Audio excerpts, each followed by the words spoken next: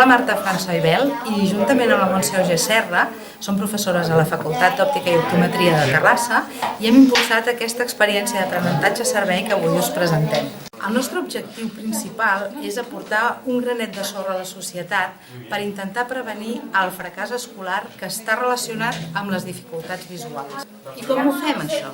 Doncs des de la facultat ens desplacem a les escoles del nostre entorn i venim a fer cribatges visuals. Cribatges visuals són unes avaluacions de les habilitats visuals que poden arribar a comprometre l'aprenentatge. Per nosaltres la fortalesa del servei és que després d'aquestes proves estem fent i elaborant informes per a les famílies i llavors els expliquem quina pot ser la dificultat que tenen els seus fills i les possibles vies de solució.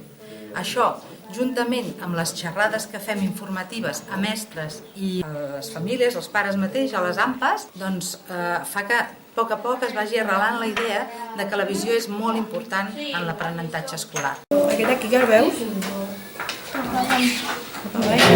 Mira, anem a repetir.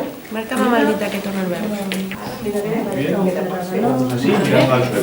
Volem continuar endavant una tasca que ja portem fent des del curs 2006-2007 i que volem continuar fent fins que hi hagi un dia que a les escoles hi hagi un optometrista que sigui el que vetlli per la salut visual dels seus alumnes. El coll, la braza, nunca Tienes que ir uniendo puntos así y así, ¿vale? Cuando te diga, tengo que cogerte el tiempo, tiene que de arriba abajo.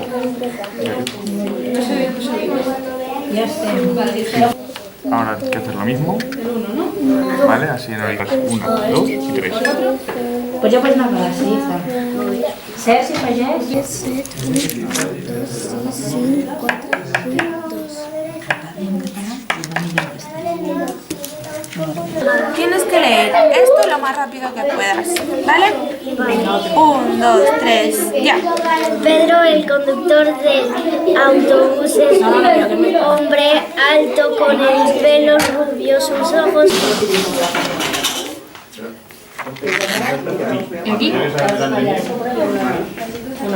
2.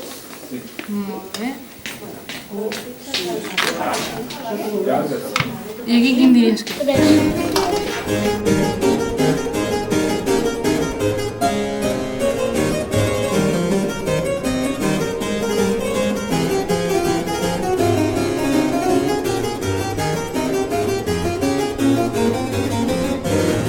L'aprenentatge és tan important la visió com l'escolta. En el meu cas, que tinc el títol de tècnica en audiopròtesis, en aquesta escola veiem les habilitats, fem les proves de les habilitats visuals i les comparem en aquest cas en la lectoescriptura i com poden evolucionar en l'aprenentatge d'aquests nens a través de la teràpia visual que faríem. També ens serveixen aquestes proves per fer cadascun de nosaltres el treball final de carrera que estem realitzant. És important fer implementar en les escoles el que és la teràpia visual per poder adaptar. Estamos haciendo en la escuela Roser Capdevila. No solo nos ayuda a nosotros y en nuestro futuro inmediato, que es dentro de nada para poder ser futuros ópticos y optometristas, sino también a los niños y a su aprendizaje, porque muchas veces tienen problemas escolares, pero se deben sobre todo en las habilidades visuales y en no detectar a tiempo estos problemas. A mí lo que más me gusta de este proyecto es que podemos salir fuera del entorno de la universidad, hacer pruebas que siempre hemos hecho aquí. Entonces, aparte de salir fuera y tener un entorno, digamos, menos preparado, de estar con los chavales y tal, vemos otro punto de vista de la optometría que todavía no hemos dado en la universidad y que quizás hauria que fer més. El segon exercici, que és aquest que diu patró homolateral i contralateral, també és un exercici motor que es fa també tombat a terra, boca avall.